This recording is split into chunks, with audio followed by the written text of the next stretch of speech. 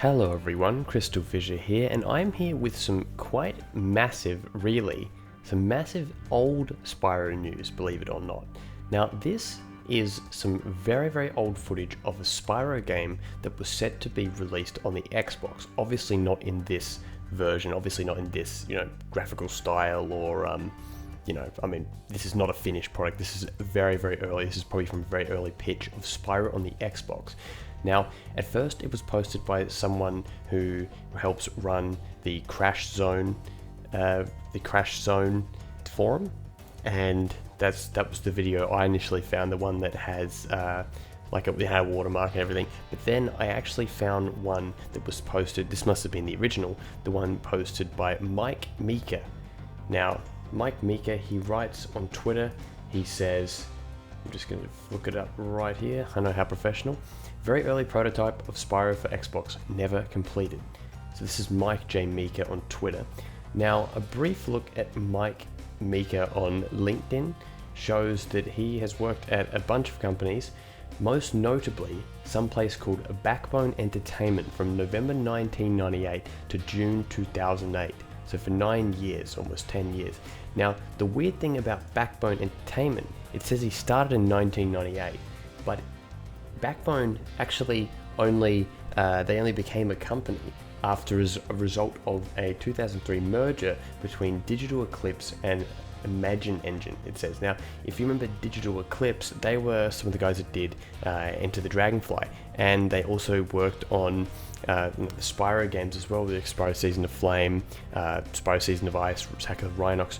So it seems like, my guess, and I don't want to be too presumptuous here, I don't want to be, I don't want to dox somehow, get him in trouble, but I'm guessing that he's put Backbone Entertainment as just one company, and Digital Eclipse don't really exist in the same capacity as they did, so he must have worked there because the company only existed from essentially 2004, and then, the Backbone wasn't a thing in the late 90s where he allegedly started. So I know this is a bit of a mystery and stuff like that. But looking at the video game footage here, what I find quite interesting is the actual model of Spyro himself.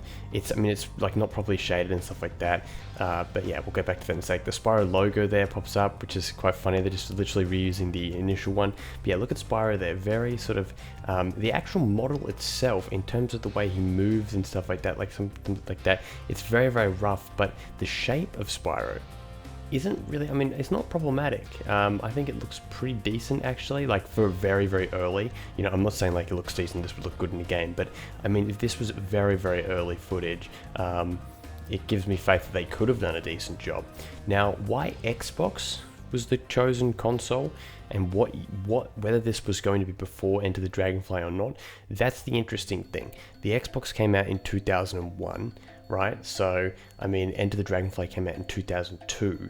Either way, really what this does is it just shows just how manic the development of Spyro the Dragon was in the early 2000s. Just everything that was happening with Enter the Dragonfly being rushed, everything that was happening completely turns like what was such a profitable and amazing series into, well, believe it or not, still profitable with Enter the Dragonfly, but apparently not profitable enough to continue in the same direction. They had to make all these drastic changes, but you've heard my rants before. But yeah, just some very interesting footage. Thank you very much to Mike Meeker for providing this. Thank you very much. And also the guys at the Crash Bandicoot Zone for CrashZone for posting the original video as well. I really do appreciate that. It's really interesting stuff. But what I really would love, and I'm sure Mike Meeker is very busy, but I would love to talk to him. I would love to get at least someone to talk to him and actually ask him more about this, because surely I don't know how, the NDA, maybe you can just never talk about it, but the fact that he's released footage, that's pretty indicative of the fact that they can talk about it. So I don't know if he would have here I am like live psychoanalyzing this, but honestly, like if he's posted it and it's he's got a decent amount of attention, I think he knows people want to talk about it. But I really do hope that he talked even more about it, and whether it's me or someone else talking to him, because I think that there's this whole blank period of time, basically I'm going to say 2000 to 2005, where it's like Spyro, this is so odd what was happening, Digital Eclipse, the GBA games. Then you had the Spyro, Hero's Tale and everything, and that going to Eurocom, and it's a really just a very weird period that I want to find out more detail about, because I feel like in some ways it's almost closure to understand everything that was going on, what could have been and stuff like that. Very much like when the Crash Landed stuff came out in 2000. It was going to be for 2010. Seeing that, it was sort of equally parts disappointing to see what could have been, but also kind of good that we actually at least got to see that there were people that were cared about Crash, that were making Crash games and working on Crash related content. So anyway guys, I'm rambling now. You've now seen this footage to death. You probably never want to look at it again, but hopefully we get some more. Could be the start of a very, very interesting little Spyro related investigation of sorts. So thanks again to Mike, thanks again to the Crash Forum, and I will be back with more Spyro stuff very, very soon. See you guys.